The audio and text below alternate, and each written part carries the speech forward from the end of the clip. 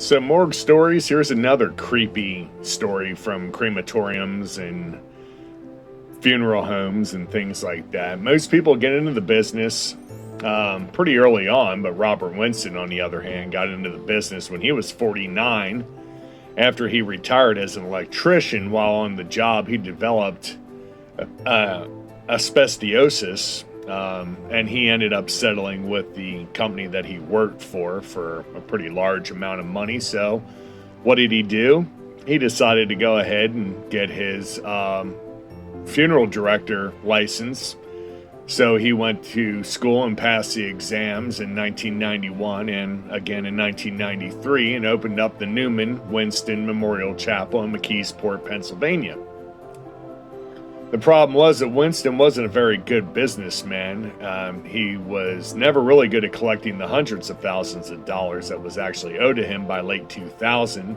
And he was in a deep financial problem. One steady source of income for Winston came from the McGee Women's Hospital, and Winston's job was to cremate fetuses and dead newborns. The problem was that he would take the money and put it towards other bills. However, since he did this, he couldn't afford to cremate the fetuses and the bodies of the infants, so he just stored them in the funeral home. Then in March of 2004, Winston had his license suspended for 3 years. And no, it wasn't for storing bodies around his place or fetuses. It was suspended for running an unlicensed funeral home. He didn't notify the state that he was selling prearranged funeral plans. Since Winston didn't have a license, he had no income. He lost the funeral home. And when he was evicted, he had to move all those bodies and fetuses to the garage of his home.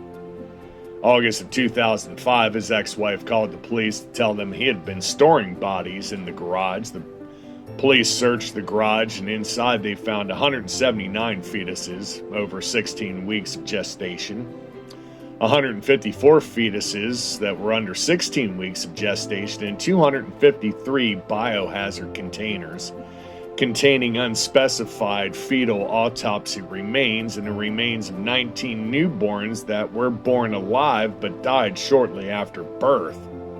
Police believe that all the remains came from the hospital between 2000 and 2002.